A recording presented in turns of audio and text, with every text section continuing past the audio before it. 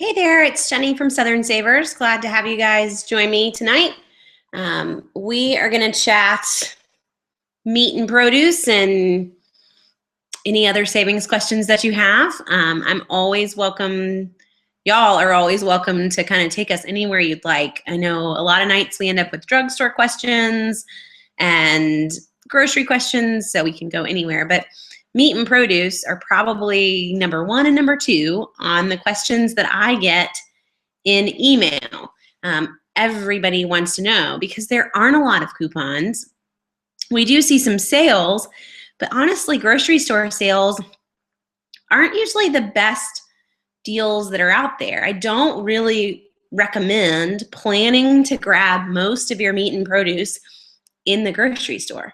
You'll actually save more money to get out of the grocery store. So we're going to talk a little bit about that as we get started, and feel free to enter any questions you want in the chat box. They will show up for all of us, and I'll demonstrate over here. So you can type away and chat with other people and chat back and forth so that I can see questions and ask you more as we chat. And as the night goes on, it gets kind of fun. So, let's start with produce. Because honestly, we can save all the money in the world, but you still have to feed your family fresh fruit and fresh vegetables and meat for most of us. So how do we knock this out? Produce-wise, first off, it's pretty simple. Let's stay in season. Let's not go off trying to find strawberries in the middle of the fall. Let's not try to find apples in the middle of the spring. Fruits and vegetables have seasons, and you're definitely going to save a chunk to stick inside of those seasons if you are unfamiliar with what those seasons are. This is actually really easy. I mean, Google can tell you a lot, but each month on Southern Savers, I will post a what's in season, what to get this month. But you can also head to Pinterest, and we have a board. Let's see if I can just put that in really quick. But we have a board that we've made entirely of those what to buy each month posts so that you can find them quickly. And that's where I would push you to head to if you are unfamiliar with what's in season and what to grab now or what to wait and grab some other time. So links work in chat so we can all help each other out. And that will be the board to help you find each month. If you wanted to see each month's post on what do I buy in April, what do I buy in May, what do I buy in June, these are the more in-season items also in those posts just to help you out. It's not all meat and produce. So some of it's actually going to be things that you would grab for the house. If you're looking for a great month to get patio furniture or something like that, they're all seasonal. But let's stick with produce and meat for the sake of tonight. First off, where I would have you go for produce outside of the grocery store, and this is for a lot of us, would be to head to a farmer's market. We're going to get some really good deals in the farmer's market, but keep in mind that the best deals are because you are buying in bulk. It's not going to the farmer's market and buying a cantaloupe or one little package of strawberries. It's buying a flat of strawberries. It's buying 12 pounds of strawberries or whatever the case might be. So I may not want to head to the farmer's market by myself. I may want to take my aunt and my cousin or a couple of other folks with me so that we can get enough to get the discount, but split that up amongst us too, so that I'm not having to go crazy with 97 pounds of strawberries or whatever it is that you've come home with. Excuse me. So farmers markets, but farmers markets in bulk. And I have one more URL that I want to recommend as we go through this tonight. And this is really one that I have shortened, just using a shortener that we have for Southern Savers. But it is a USDA site, so hopefully that will work for everyone. And if you head to so.svrs, and I'll just put it up there so everyone can see it in the video as well. It's really like so.savers.me with no vowels in the savers /market. It's a report that changes every single day and we'll show you what was on sale at the farmer's market today in Columbia, South Carolina. Now, there are 19 federal farmers markets in the United States. So you may not live near Columbia, South Carolina, but there aren't a ton of these federal markets. So for most of us, just picking one and kind of tracking it still helps us, because how this is going to help you is that you can pull it up. You can head to the URL, pull it up, and you'll see today, this is what's in season. This is what's at the market. And it'll also show you how much it's selling for. So if I want to head to the farmer's market today and I think that I'm going to come home with, apples, I may be wrong in that. They may not be there. So it's going to show you what was there, how much was there, and the price that it was going for. And note that if you look at that, if you pull that up now, these are big items. These are bushels or half bushels or 20-pound bags. So this is the bulk price, but this is very doable for all of us. Any of us could shop here. We just probably need someone to split this up with. But just to throw that out there. Now, one way that you can easily shop the farmer's market in a less stressful way would be to head and be part of a produce co-op.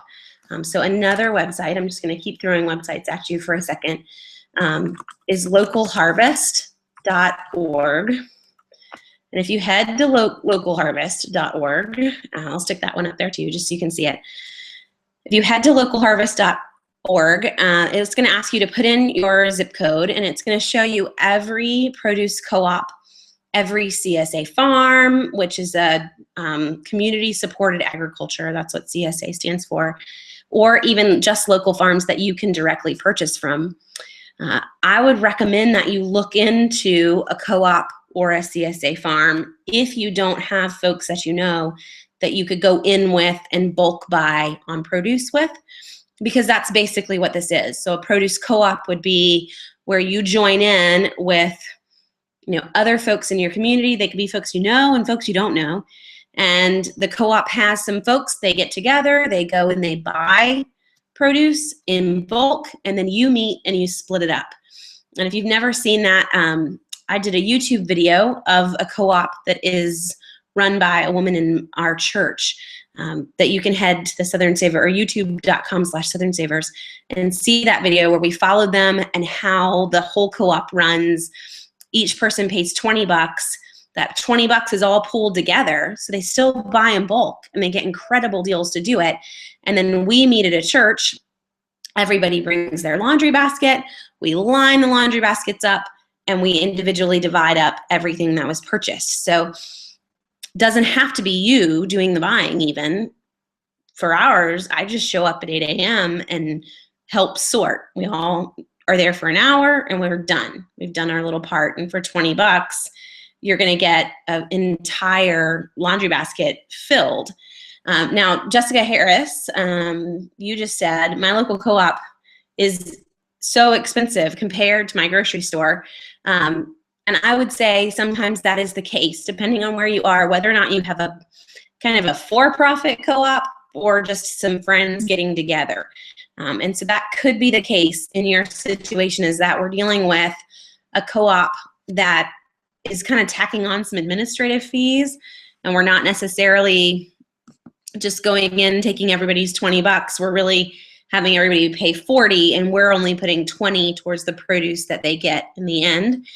So maybe that's something to push you to start your own group. And we don't really have to go big here. I mean, a co-op can be like 5 people. It can be just me and my neighbors getting together and saying, hey, let's hit the farmer's market this weekend and let's buy that bushel of okra and split it up and put it up when we get home. You just have a little bit more buying power and you're a little less stressed out about a bushel of okra, because that's a lot of okra. So at least look into it. Look into the opportunity versus you paying someone to shop for you, because you're going to have to obviously pay for that service. Where if it's just me and my friends getting together, I'm not putting in that administrative cost on top of the savings of the produce. So the co-op can be a great way to save if you can find it. A CSA farm, just in case you've never heard of that one. A CSA farm is community supported agriculture. We find a farm, and that farm is basically selling shares in the farm. And each week or every other week, you're going to get a basket based on the share that you bought. So in our area, there's a farm that does this, that you can actually buy a small, a medium, or a large basket. And you get a box every week of what is ready this week at the farm. It was picked the day before and delivered to you the next day, which is super cool and super fresh. The only difficulty with a CSA farm over a co-op is that I don't have control of what's in my basket. I like control. So we did a CSA farm for a couple of years, which in South Carolina, the biggest one is called Pinckney's Produce. If you are from South Carolina, you can look that one up. And they were great. I have nothing against them, except that a lot of the things in our basket were things that we didn't eat. So I'm off having to figure out, how do I cook beets, and how do I cook rutabagas, and how do I cook daikon radishes? And they just weren't normal items that were on our everyday produce list. And so we kind of got to where we didn't really want to do that anymore. So that would be my only holdup, but it was also a challenge. We got to try new vegetables and new produce. I would probably, before we jumped back into a CSA farm, I would probably ask, hey, what are you planning on growing this year? So that we can have a list of some possibilities of what is going to be in the basket and be ready for that, be okay with that before we started paying our monthly share to be a part of it. One other option for produce, obviously, is the grocery store. So this is where we are on a regular basis. How do we save on produce in the grocery store? There are some big deals each week to grab. Not a ton, and honestly, from store to store, it's super hard to even make a salad because this store has tomatoes on sale and this store has lettuce on sale, and slowly we're getting a salad together. So this is one place where I might push you to head to Walmart or Target, and remember that Walmart and Target do price match local competitors. And I don't know if you got the email on Friday or not, but Walmart has changed Savings Catcher.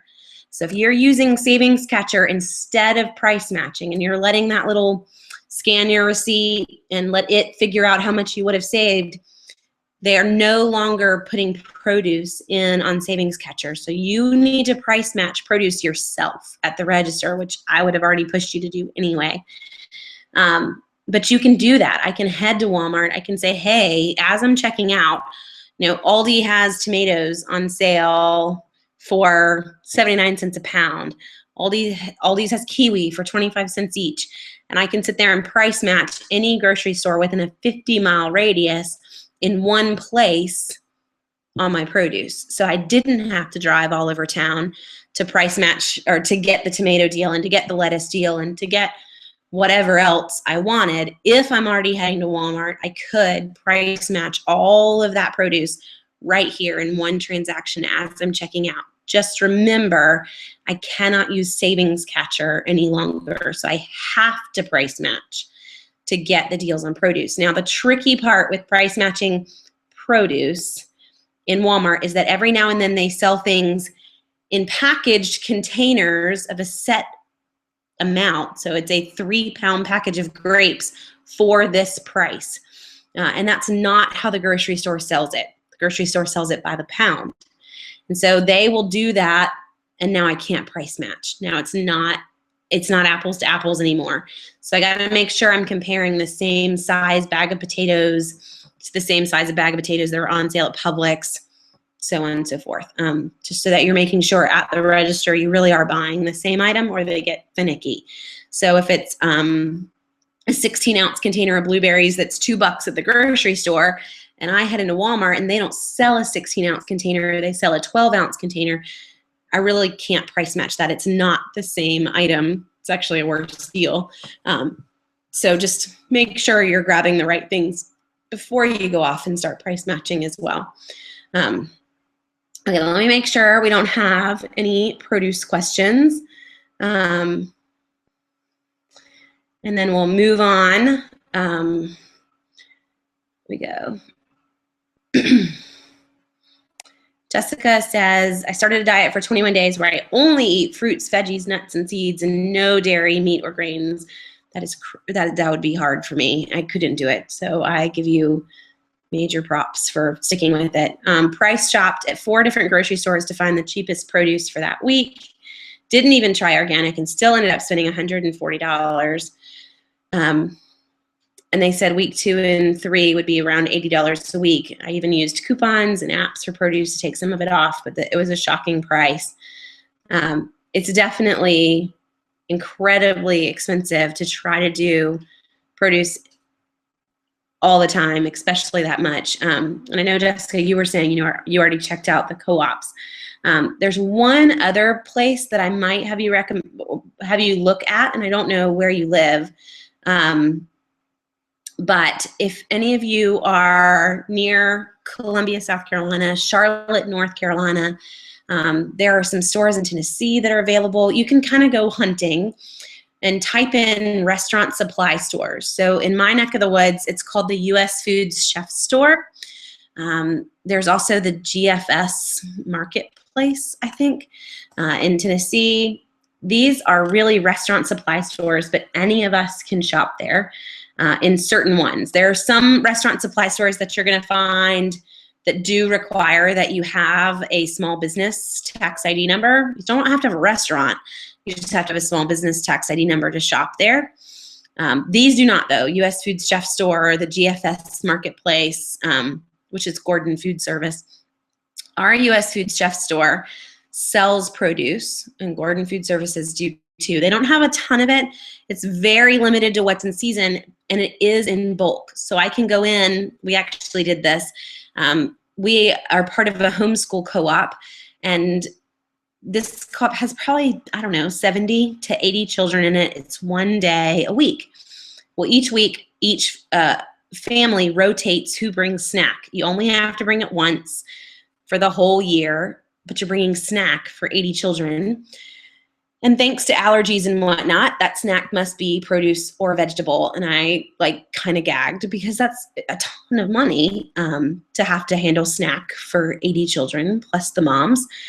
So we went to the U.S. Foods Chef Store. They sold plums that were in 20-pound boxes, and that actually came out to be over 100 plums in the box, and it cost $20. I could not buy 20 pounds of plums in the grocery store for $20. It's not that price ever. So it was a huge savings for us to head there. I would at least get you to check it out, because this is not a place where I pay a membership fee. I just walk in the door and I can get bulk produce there. It's limited. It's not as much as would be at the farmer's market. But in that situation, it was a huge savings to us. I did snack for 80 kids for $20. That's a pretty good day. So at least look into it. And again, it's restaurant supply stores. This would be kind of what you want to Google if you're trying to see if there's something in your area that is similar before you just start randomly driving around town. Okay, let's switch to just random questions that we have, and we'll come back and cover meat. Because there were some questions that have popped in.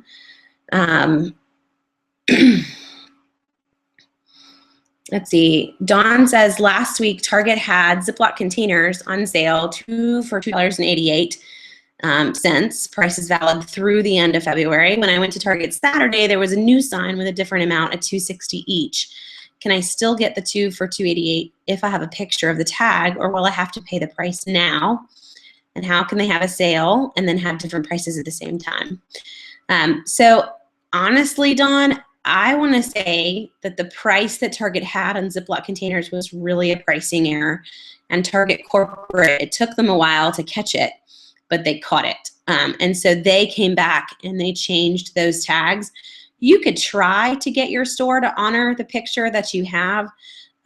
It's worth a shot. I don't know that they will. That is a price that is really better than any of us will ever find a Ziploc for. You can definitely get 2 for $4. But to get them less than $2 a box on sale without a coupon is pretty rare. So I was kind of waiting for Target to fix that. In some areas, it wasn't even $2.88. In some areas, it was 2 for $2.50. So it was even less. That was what it was in our city. But it is not that here anymore either. They have changed the price. They were also sold out almost immediately once the signs went up. So you can try. That's all I can tell you. But getting them to honor it's going to be tough because they are going to tell you that was a pricing error that was caught and the shelf tag was changed and the price in the computer system was also changed. Just kind of like end of sale. It's basically what they're doing in that situation. Let's see. Katie says, not a milk or produce question, but wanted to ask your opinion on Amazon Prime. I'm wondering if Prime is worth the money. You know, Katie, it's tricky. If you're going to order a lot online to be shipped, Prime is definitely, it can definitely be worth the savings. You're talking about $99 a year, but free shipping on any purchases from Amazon. The best way to take full advantage of Amazon Prime, though, is the fact that you can share Amazon Prime with up to 4 family members that live in different houses. So I can share Amazon Prime, the mailing feature of Amazon Prime, with my father, my mother, you know, my in-laws, whoever I wanted to. I cannot share the streaming of video and all the free movies and the free Kindle and whatnot. That is linked to your primary account holder, but you can share the shipping. And so if we wanted to go in on that, that can definitely be beneficial to stretch this out a little further. So for us, it would be, you know, my parents probably aren't going to watch streaming movies. I pray my mother doesn't, because my mother is on my phone plan and we're sharing data, and her only source of internet is her phone. So if she wants to watch videos, it's going to be very expensive. But my mom can definitely jump in and share on the shipping part of that. So maybe I'm not paying 99 bucks. Maybe my mom pays me like 20 bucks and now it's getting cheaper. And I don't know, y'all can split it up how you want to do it. Just keep in mind, I can't share unless they're going to log in with your Amazon account. And that's getting kind of tricky and it's definitely against the policies of Amazon Prime. But the shipping part of it, it's very open. Invite people to be part of your Amazon Prime account. And it's definitely a way to save more with it. If you're not going to take advantage of that shipping and you're just looking at doing it for the free streaming and whatnot, I would not say it's worth it, because 12 months of Netflix at $8 a month is still cheaper than $99 for Amazon. I don't know. You need to kind of do those comparisons yourself. But if you're going to do it for the shipping and the streaming, it could be worth it in the end at a once a year price. Okay. Let's do this. We'll tackle your big question, Jessica. It's just going to take me a minute to read it all, or I could read it out loud. So I understand the concept of buying only what you need for 6 weeks, but I'm running into a problem where I'm buying some items for the fear that if I don't buy them now, maybe I won't get a better price even after 6 weeks time or have a coupon for them. So I better use the coupon now. How do I manage my stockpile that it doesn't get out of control? Should I take a break from coupons and consume what I have so it doesn't go to waste and me feel guilty for buying it? In the past, I would plan a menu for the week and only buy what I needed for that week and not have much in the stockpile. But now after a year of couponing, my kitchen cabinets are full and my husband says I can't buy anymore until we eat what I have. So I would tell you, honestly, that the panicking that, oh, it's 20 cents now. And I know I only need to buy enough for 6 weeks, but what if I don't see it at 20 cents in 6 weeks? What if I see it at 50 cents in 6 weeks and it's just not the deal that it is today? Sometimes that happens. Sometimes it's a little higher next time or lower next time or dead on the same price. You got to be okay with that 30-cent difference and calm down on the amount that you're buying. Because I don't need a stockpile that ends up going bad, that it does me no good once it goes bad, because that was still 20 cents that I spent and wasted and didn't eat, versus I bought it when we were getting low, it's back on sale, we're going to restock on it. Yes, it's 50 cents now, but it's still a massive savings over its regular price. So some purchases we're going to win on. Sometimes 6 weeks from now, it's going to be an even better deal. Some purchases we're going to lose a little tiny bit compared to the last time, but it all averages out to be a generally good price. And this is where, Jessica, I would kind of point you to having a buy price list that is a general, I don't go above this price. There are many times that I may beat that price. So if you had, and you look at the buy price list that is on Southern Savers on the Learn to Coupon page. So if we had, and we look at that, and I'll just put the link in here for you, and you look at the buy price list that's on that page near the top, you're going to see some of those prices, for cereal on that list. I would say don't buy it if it's less than $1 or more than $1.25. $1.25 is still steep. I actually don't really want to pay more than $1 for a box of cereal.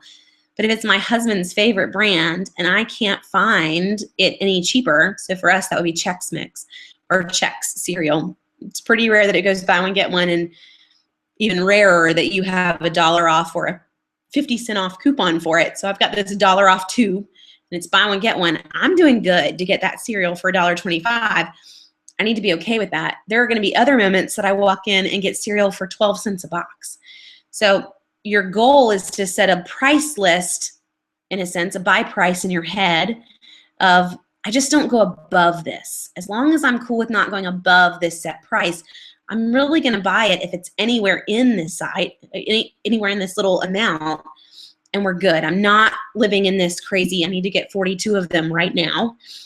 Then 32 of them are going to go bad before I can ever use them. I'm getting just what we need for 6 weeks so that we're not living in a hoarding situation and we're truly just living in a stockpiling situation. And again, you'll win some and you'll lose some, and that next time it could be a little higher, but it's still not going to be a crazy price. And you've still definitely played the game right in the amount that you will have saved from it. So hopefully that kind of answers your question in the end. So we don't want to give up. We don't want to stop unless you have so much food that you could literally eat out of it for a year. Then feel free. Have some no shopping weeks and just eat off your pantry. We do that many times.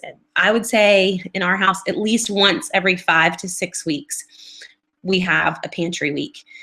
We don't shop. The point is to save the grocery budget for that week, just so that we can have that extra money to maybe go and buy meat in bulk or buy produce in bulk. But we didn't buy any dry goods this week. We just pantry shopped. So you can try that.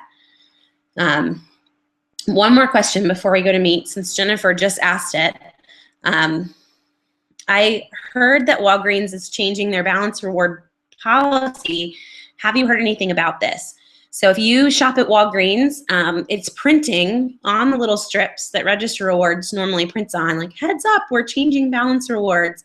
And it has a website on what prints. And if you go there, and I can't remember the URL of it now, but really all they're changing isn't anything big. Right now, you cannot earn balance rewards if you fill a prescription and you use Medicare or Medicaid or TRICARE, any government-sponsored health care. And they're changing that come summertime is really what the website said, so we still have a little while. But they're changing that to where you will earn balance rewards just like everybody else when you fill your prescriptions. And then there's one other change that's also for the good.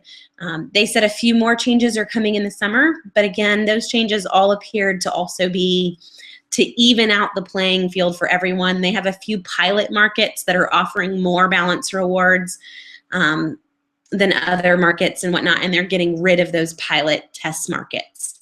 I didn't see anything on the list of what they were changing that was a alarming heads up, this shouldn't happen. Honestly, what I was hoping, Jennifer, was that they were going to change it and say, we get that it's really not cool to let you earn them or to not let you use them and earn them in the same transaction. I would love for them to change that because that catches so many people off guard.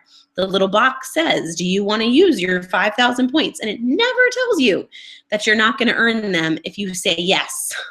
And so many people say yes there, and then they earn nothing. And I really think that's not cool on their part. That little box needs to alarm them that they're not going to earn anything if they push that button. And they were hoping to earn balance rewards, and they don't do that. So that's what I would love to see them change, but they're not going to right now. It's just some things to make it all the same for everybody in every area and every type of health insurance, which is good too. We won't complain. So let's jump to meat, and y'all feel free to throw more questions at me. I'm completely cool with going wherever. In terms of saving on meat, someone already had a question.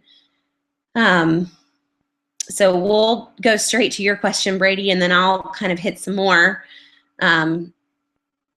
We're considering getting our meat from local farms, but you have to buy half a cow at a time to get a good deal.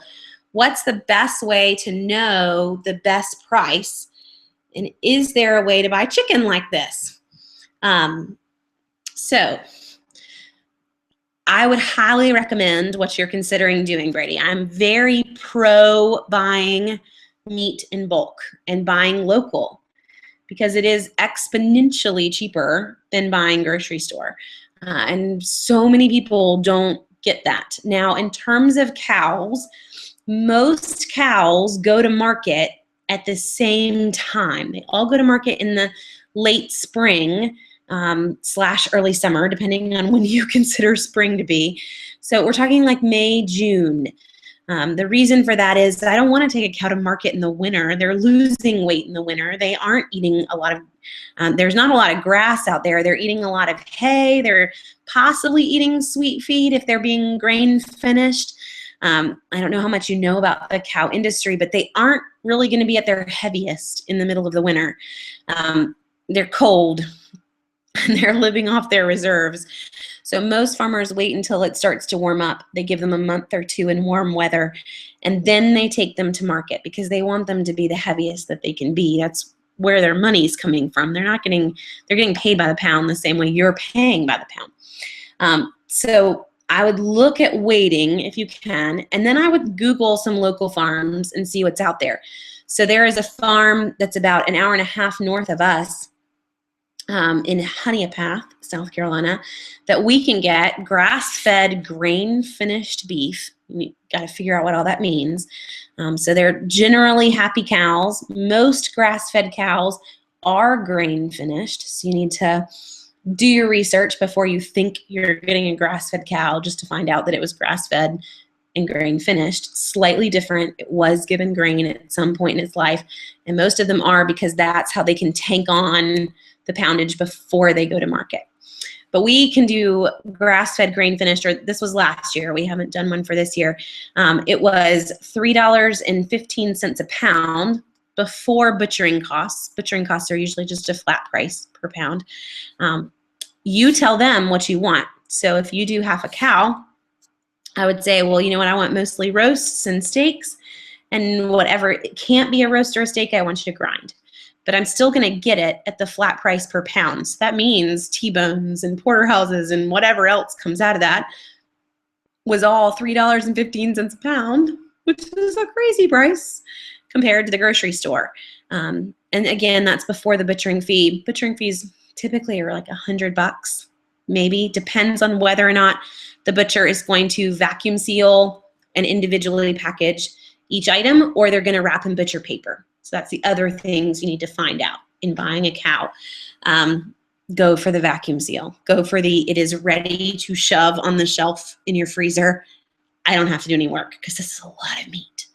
A half a cow is enough to feed an average family for over a year. A whole cow, they would say, can feed a family for up to 5 years. So that just gives you an idea of where a half a cow can feed a family. I mean, you could probably get further than a year on this. It's a lot of meat. In the past, when we have purchased a cow, we've actually gone in with 4 families to do it because it's so much meat. One cow can be upwards of 650 to 700 pounds. So you just have to process all of that in your head. One cow would also take an entire freezer. to hold. So you have to think about all that too.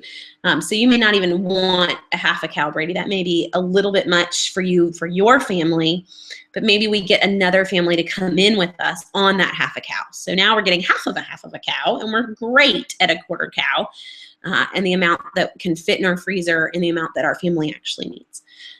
But all of that said, for all of you who I lost during that, I do want to buy my meat in bulk, and I want to buy locally.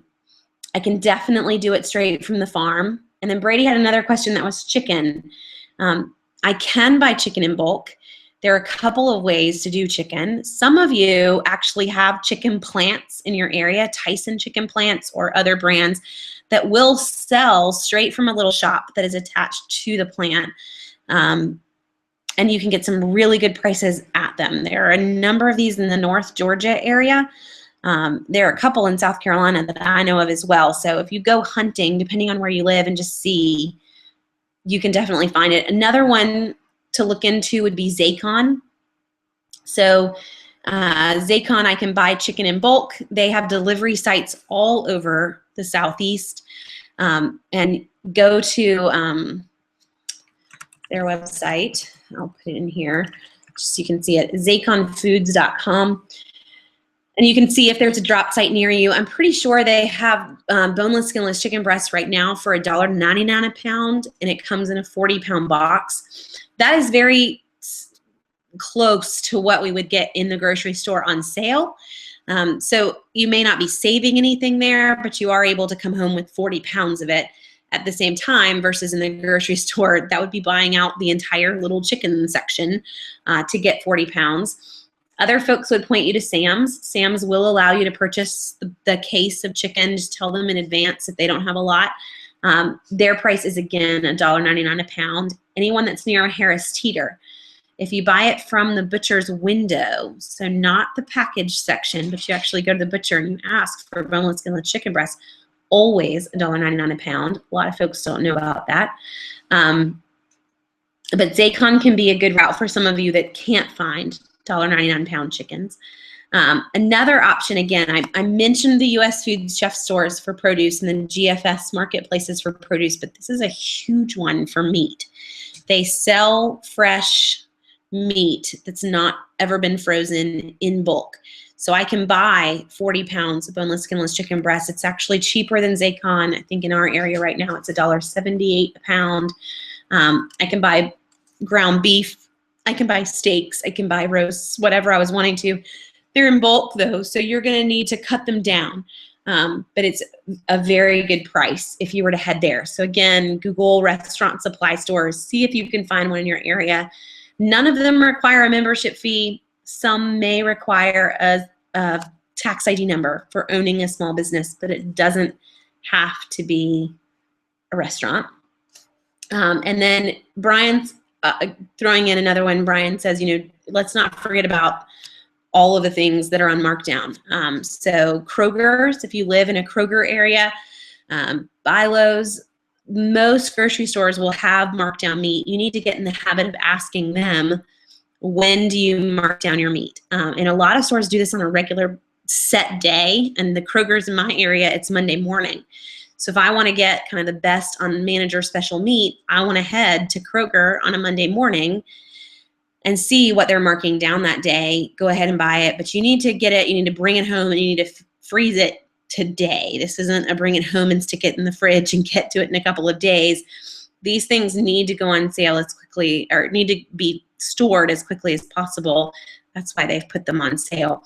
Publix, for all my Publix shoppers, they do not mark down meat. So you're not going to have a special day that we go in and we find stickers on things. Not going to happen. Publix takes all of their meat that should have been marked down, they regrind it, and they sell it as market ground beef. It'll be right near the butcher's window. And it's a fairly decent price for ground beef, but you're not going to be able to buy you're not going to be able to buy the marked down individual steaks and roasts and whatnot in Publix. So don't look for those. But we do, in a normal grocery store, want to ask for marked down meat and then go crazy if you can and stock up on it if it's something that you will use and store it. So 2 questions that I get a lot of, and Brady's already asked one of them. How big of a freezer do we need? You have a 5 cubic foot deep freezer. Brady, that 5 cubic foot deep freezer is kind of tiny for buying a lot of beef. So take like a Rubbermaid container. I'm looking around my dining room. I don't have anything that looks like that. I'm like, maybe I can find something, but a Rubbermaid container, like a normal Rubbermaid tote, a big tote container. That's probably going to hold about 150 pounds of vacuum sealed beef. But if you're looking at coming home with close to 250 pounds, a quarter of a cow, 200 pounds, round in there, you're looking at more than that big Rubbermaid tote container. So in terms of a 5 cubic foot deep freezer, it's going to take up a chunk of your freezer. So you need to be ready for that.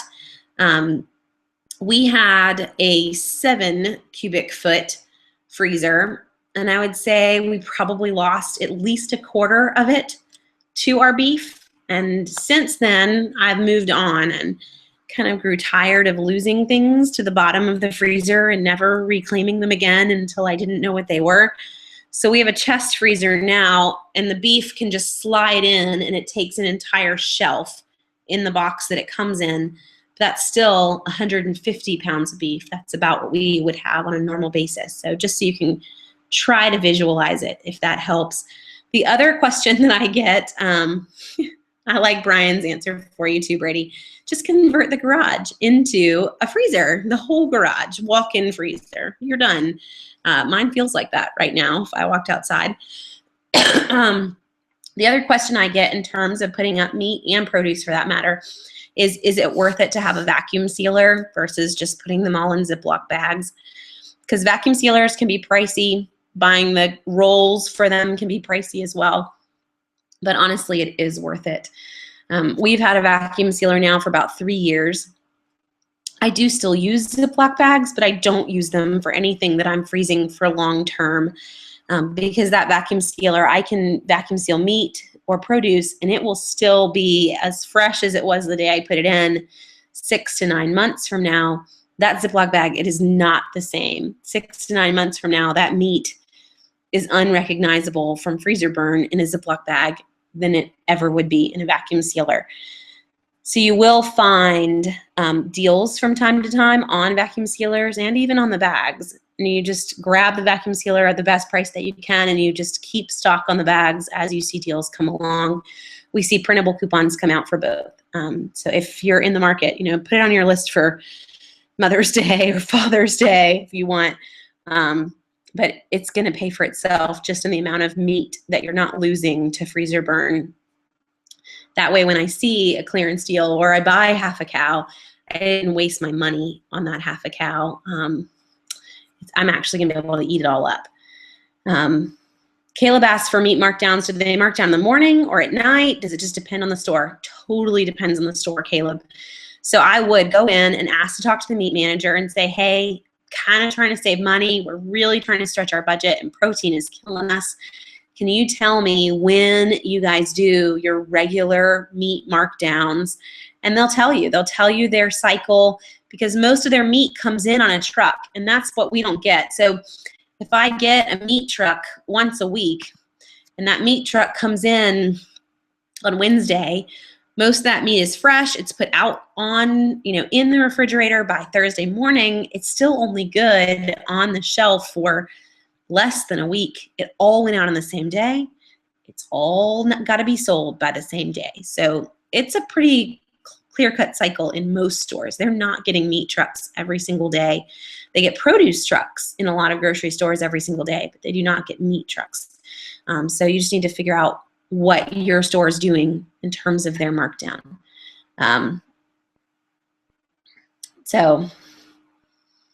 Okay. Yes, and Brian's throwing in the best deal that I would agree with you on this, Brian. Bed Bath & Beyond always has their 20% off coupon that you can grab online or by email, whatnot. They'll even take these after the fact. So if you run out today and you're like, I want a vacuum sealer and I'm not waiting, you could buy it from Bed Bath & Beyond today, take the receipt in 2 weeks with a coupon, and they'd still honor it after the purchase. To take that a little bit further, numerous times a year, don't think there's one right now, But a couple times a year, you can find a printable coupon for Food Saver vacuum sealers. Let me check in really quick in the coupon database. Yes, no coupons right now for Food Saver. But keep your eyes out, and we will see printable coupons for $25 off or $20 off any Food Saver vacuum sealer. I can still use that at Bed Bath & Beyond too. So I can head into Bed Bath & Beyond. I can use the manufacturer's coupon. I can use the store coupon. You're going to end up getting an amazing deal on a vacuum sealer if you wait for both of those. Alice is asking what's a good brand. Food Saver is the name brand for vacuum sealer, and it's kind of the only brand you're going to see out on the rolls and the bags as well. It's what we have. I've been very happy with ours, and we've had it for, again, over 3 years, the same unit. There are some others out there, but they definitely own the market on vacuum sealers. Alexandra says, does Winn-Dixie have a specific meat markdown day? They do. Again, it's store by store based on when their truck is getting in and when they are kind of processing old meat versus new meat. But yes, Winn-Dixie marks down meat. They'll usually do it not by slashing the price on the tag, but putting on those little $1 off, $2 off coupon tear-offs stuck to the meat that then they take off at the register. And this they kind of inherited from when Bilo bought them over, but they do mark down their meat. So you want to catch that if you can. The smaller the store, the smaller the grocery store, the better the meat sales and markdowns are as well. So if you have a tiny mom and pop grocery store, you're going to get some really good meat deals because that's all they have to drag you in. They don't have mega events that Kroger has or all of the buy one, get ones that Publix or Harris Teeter have. They just don't have the relationship with the manufacturers to have those types of sales, but they totally have meat and they push their meat hard. So I would encourage you to check out a local store, even if it is just to head in and just get their meat deals, because you will definitely grab some amazing sales by doing that. With buying in bulk on meat too, so we mentioned beef, we mentioned chicken. Some other options, there are folks that sell seafood in bulk. If you have a local seafood distributor, you can do that in bulk as well. If you're a crazy fish eater, or we're coming into a season of Lent and you're Catholic, you can do lots of things to save on your fish products. The one tricky one is pork. Pork is kind of hard to buy in bulk, and it's also kind of hard to find outside of the grocery store unless you have a local pig farmer who is going to let you buy from a local butcher or have it handled by a local butcher. So pork is one where we're definitely looking for meat markdowns in the grocery store or coupons. And Smithfield does a great job of putting out coupons. So does Hormel on their pork tenderloins. So we're waiting for those to go on sale and then using the printable coupons. Thankfully, we at least get a coupon for that type of meat since we don't always see sales. So Anna asked a specific question about Zaycon. We did mention Zaycon about chicken. I have used them in the past, Anna, but I will confess that I don't use Zaycon a lot now. And the reason for that is only because of the US Foods Chef store that we have in my area. So with the US Foods Chef store, and I know not everybody has one, so if you don't, Zaycon is still a great value. Zaycon has boneless, skinless chicken breasts for $1.99 a pound right now on sale. I'm logging in to their site just to make sure I'm not lying to you, but I am pretty sure that is the case. So I can go online from Zaycon. I can order, yes, I can order a 40-pound box of boneless, skinless chicken breasts. I can pick them up on March 3rd at 4 o'clock at a local place in my city. It's already paid for online. I literally drive up, they put the case in the car, and I drive away. It's kind of sort of strange if you've never done it before because you don't even get out of the car. You just pop the trunk. They walk behind. They put this thing in your trunk. They close it, and you drive away. You have no clue what you just picked up. I did stop my car the very first time that I ever grabbed it and went out after I pulled off. I'm like, please tell me I just got chicken because this is weird. A refrigerator truck in the middle of a random parking lot. It's great meat. We've never been disappointed with Zaycon. We've been very happy with the meat that we've grabbed. So it's $1.99 a pound. And the reason that we don't do that anymore, still an okay price, it's not bad at all, is that I can actually beat that price at the US Foods chef stores. The chef store in our area has it for $1.78 a pound right now. And that's pretty, I mean, at 20 cents a pound for 40 pounds, it adds up, definitely. So I don't want to, just jump on it for me in that I can beat the price somewhere else. Not everyone can do that. If you don't have access to a restaurant supply store in your area, then you probably can't beat the $1.99 a pound. That's the same price at Sam's. It's the same price other places. So you might as well just take the Zaycon versus paying for the Sam's membership. Brian, I agree. It does sound right out of a movie. And the first couple of times that we did it, that's completely where I was thinking. But it is good meat. We've always been happy with Zaycon, and I love that I don't have to pay a membership fee. So I can grab a chicken sale if I want to, have an account. If I see another sale pop up and I'm like, hey, we could use that sale, we can do that too. And their prices are usually very similar to what we could get in the grocery store. Just keep in mind, some of their deals I don't need. Looking right now at what they have, we've got a sale on 36 pounds of bacon. That's a lot of bacon. And most of us, we don't need that much bacon on a normal basis. I mean, that's a lot of bacon. So just kind of grab only what you need from them, and don't be too enticed to grab every single deal because it's in bulk and we're saving money. No, just get the meats that you need and save money on those. Okay, Sarah's got a question that's not meat related. So I don't have access to printable coupons. What are your tips for getting maximum savings without printable coupons? So Sarah, for you not having access to printable coupons, I do hope that you are getting the Sunday paper. And I would recommend for you that you actually are getting maybe a couple Sunday papers, because you can't supplement with printable coupons. They're still a great way to save. I will confess that more of what I use it tends to be printable than it does from the Sunday paper. So I don't know whether, Sarah Grace, whether you're choosing to not have a printer or you don't have a computer and thereby you can't have a printer. Maybe you've got an iPad or just a phone. Printers aren't a ton of money. And so I would almost say, let's try to save and save and save so that we could afford a printer, because there are so many printable coupons that are higher value than what's in the Sunday paper. And depending on where you live, your Sunday paper might have like piddly coupons compared to larger cities. But getting the Sunday papers, getting a couple Sunday papers each Sunday is definitely a start. And then for you, it might be realizing too, no, I don't always have the coupons for the deals, but at least it's buy one, get one. I'm at least saving 50%. So we're gonna go ahead and grab the deal whether we have a coupon or we don't have a coupon.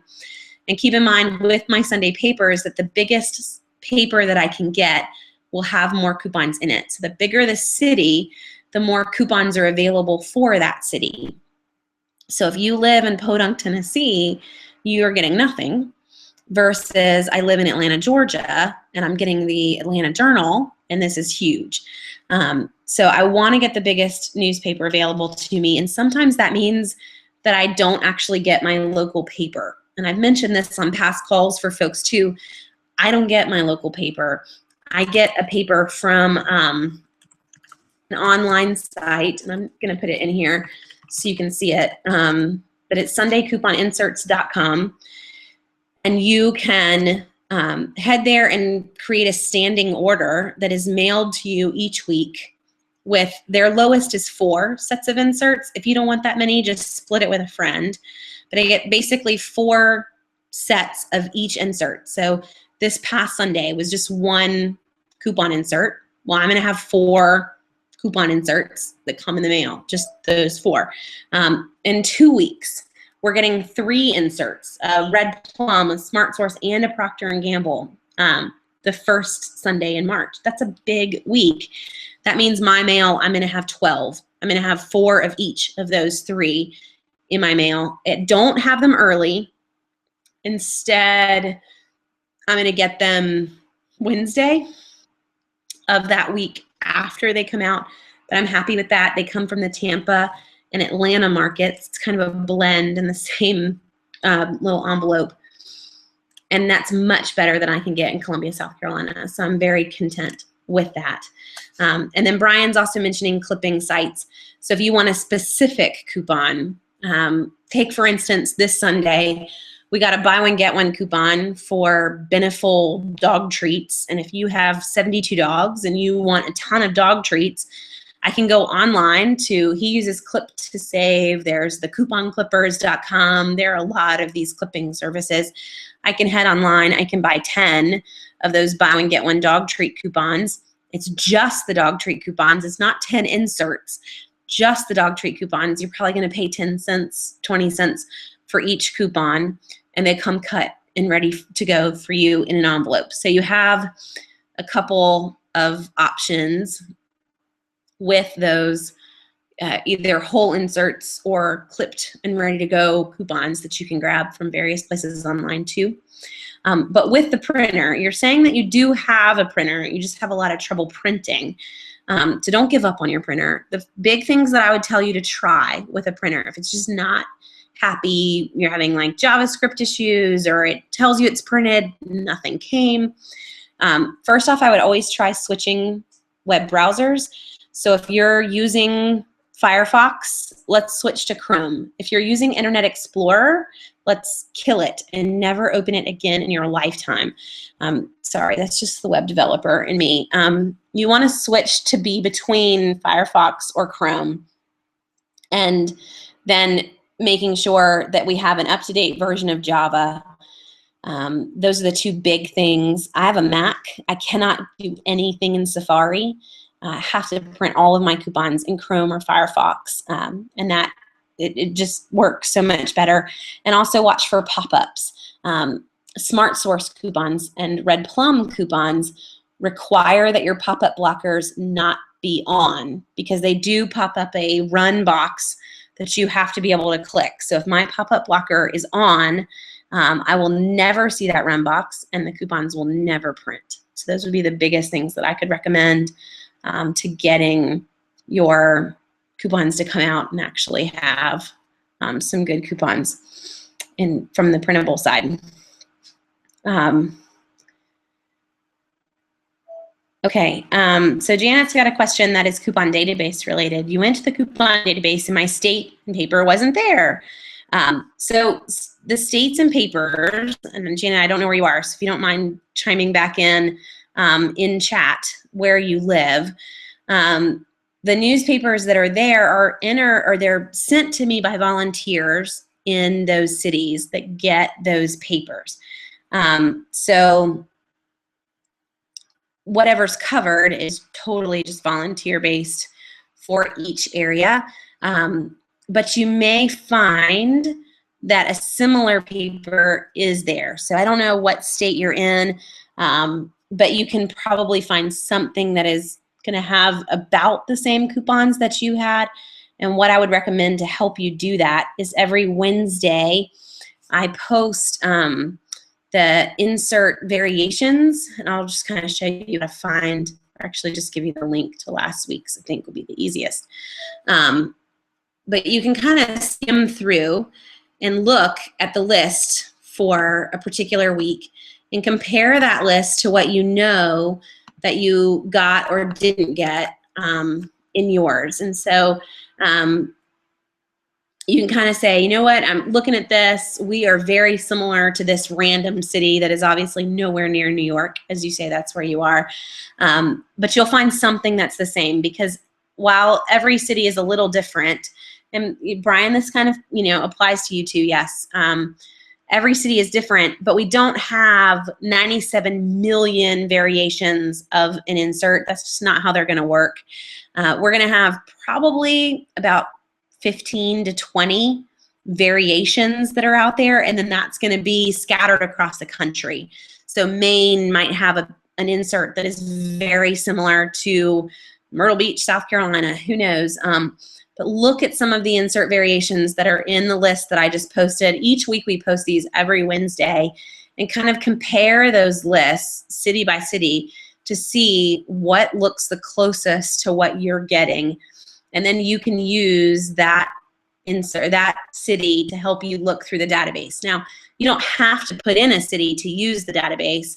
The database is really, the only reason that the cities are there is that when you come down to insert coupons, if I select the newspaper that I have, it's only going to show me what insert coupons were in that city's paper. So that's the concept of the cities that are there. The other reason that cities are there is actually when you make a shopping list on Southern Savers.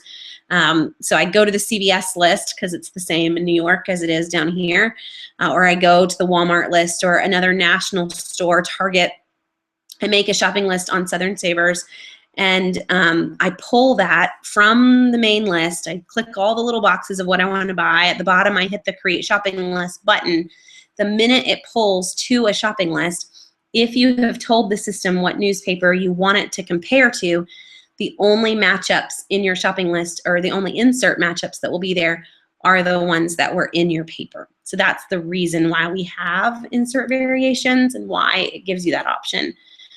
So hopefully that will help you to find something that will work for you. You'll just have to do a little bit of the groundwork in figuring out what city to compare yours to. Or Janet, you're welcome to send us the insert variations for your city, and I can enter them for you, and then they'll be there every week. But it's completely done by volunteers. So huge thanks to any of you who are volunteers, because you're helping out lots of folks who are in your area. Okay, Jessica has a meat question. I was given a meat grinder for Christmas. Any advice on how to use it? What cuts to buy? Will grinding my own meat save me money?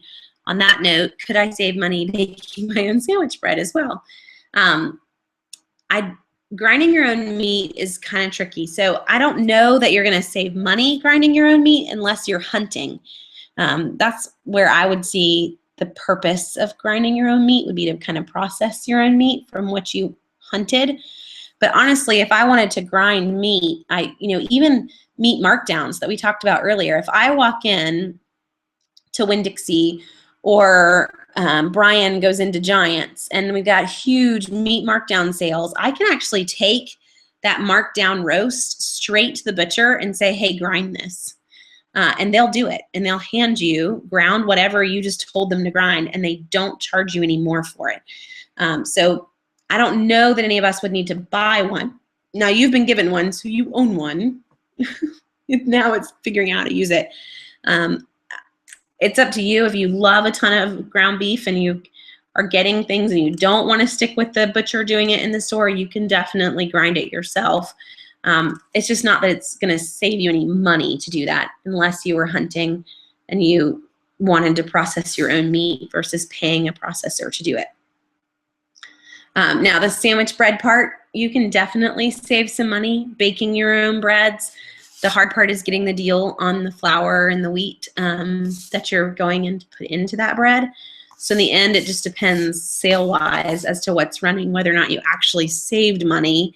But I know a lot of folks who love to make their own breads and would tell you, even if you're not saving money, that it's just so much more healthy or so much more fun. So I would have probably another reason to start that other than the savings, because the upfront cost of all the supplies is going to kind of hurt on the bread. What about Save-A-Lot? Lauren says, any experience with Save-A-Lot? Is it good quality, specifically on meat? I'll confess for me, Lauren, that we have a Save-A-Lot in our city. It's clear across town, and I've only been in it once. So I can't speak on their quality, and hopefully someone else can chime in, and I would love for y'all to kind of say, I don't know, just, is this a deal? Is this quality good? Because for me, my hesitation would be quality-wise, possibly not. I love Aldi, not to speak ill of Aldi, but I won't buy Aldi's meat. We've had very rough experiences there. Their produce doesn't even really last that long, but I won't touch their meat. And you just need to kind of pick and choose on some of the discount stores how you feel about that before you'll go there. So hopefully someone will answer you a little bit better than I can, since I have not ever bought meat from a Save-A-Lot. And Brian chimed in on grinding yourself. So if you want to customize your meat, Jessica, that would be a great way to grind your own. So if you wanted to add spices to your meat, you could do that. And definitely worth a shot. For me, I don't even think about it. Just like get this stuff in the freezer and we will deal with it later. Is it ever better to have frozen over fresh produce, or should I buy fresh and freeze it myself when the produce item is super cheap? Sarah Grace, that's a great question. Out of season, it is massively cheaper to buy frozen over fresh. So if I'm needing, blueberries or peaches for a cobbler, and it's not summer season to get fresh peaches, frozen is the way to go in terms of being able to do that semi-affordably. But the cheapest is definitely to buy in bulk, in season, and put it up so that you have it available to you outside of season. Fresh peaches, for instance, I can get in season, in bulk for 80 cents a pound. Now, we live in South Carolina, which is a massive peach state. Anyone who's in Georgia could probably do the same. Buying, a bushel of peaches, 80 cents a pound in season. I can't get frozen peaches for 80 cents a pound, even in season. I'm going to get them for maybe $1 a pound heading to the U.S. Foods Chef store. But in the grocery store, I'm going to get them more like $2.50 a pound if you're sticking with the dole and other things like that. So definitely the fresh buying and putting away is cheaper, but push comes to shove, I didn't do that, then frozen is definitely a good route to go over buying crazy expensive fresh. Hopefully that makes sense. Are there privacy issues with using apps like Ibotta? So they're definitely data mining, and you have to be okay with that. Now, data mining, not in the sense that they're saying, here is user Pam, and this is everything that Pam bought. It's more saying, they kind of sell this in bulk. So they're saying, you know what, we see on average this age bracket of females is buying these products from these stores, because you're even telling them that. You're telling them what store you went to, what products you bought, and you're taking a picture of your receipt. So they're able to see everything that you bought while you were in the store.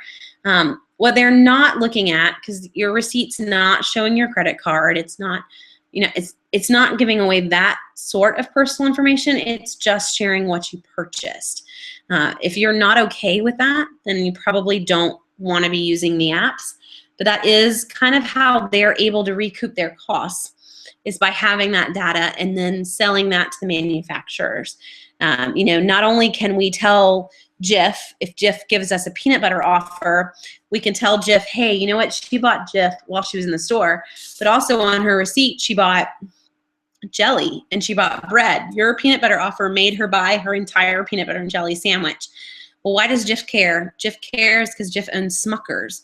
So now Jif knows that if I go in and they give me a peanut butter offer, I have a higher probability of buying jelly. This can mean a lot to them. And I know this is probably a lot more than you've really ever thought about in the grocery industry, but everybody owns everybody. So them knowing a lot of inner product connections is very helpful when they come out with promotions and coupons and whatnot. Then they might even come out with a coupon that says, hey, save $2 when you buy Smucker's jelly and Jif peanut butter, because we own both brands. Let's go ahead and do it. If we're realizing that you tend to do that on a regular basis anyway, then why not reward you for that and reward you for your loyalty to Smucker's instead of you buying just any brand of jelly when you're doing it. My husband doesn't think that coupons for healthy food are out there and that we really can't save on produce. So what's the best way to save on produce and such? Now, Ashley, we kind of covered this in the very beginning, so I don't know if you were around or not, but it's buying in bulk, it's buying local, it's staying in season. There aren't a lot of coupons for produce. I mean, just your husband's right there. Now, healthy foods, there are a lot of coupons for organic and even some non-processed, just general basic items in the grocery store, but produce, not so much. So it's buying from co-ops, it's buying in bulk, and sticking to the in-season items that's going to save you the most.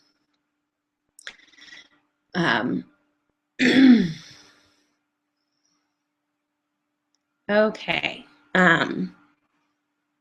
Let's see. I think we've hit Janet, you're asking the best way to buy fish, fresh or frozen. It really depends on the sale. We definitely see more sales on the frozen, but I know a lot of folks who don't want frozen fish. People get very particular when it comes to their fish. But you will see the bagged fish fillets go on sale, buy one, get one in grocery stores. We don't see a lot of coupons on them, but we do see a lot of sales. With fish, I would just really go ahead and stick for yourself a buy price list and say, you know what, I'm not buying salmon unless it is $7 a pound or less, whether that's frozen or fresh. And as soon as I see the $7 a pound, we're going to jump on it. And you've got that buy price list kind of the whole way down on the various items that you regularly purchase. That way, no matter which one it is, you're kind of getting the price that you would be willing to pay for those items. But you will, Janet, find some folks that sell fish in bulk. So if you're near the coast, which you could be living in New York, you're going to have a lot more opportunities than someone who's further from the coast. But you will find, you know, fish, I don't want to say fish processors. The word's not really coming to my brain.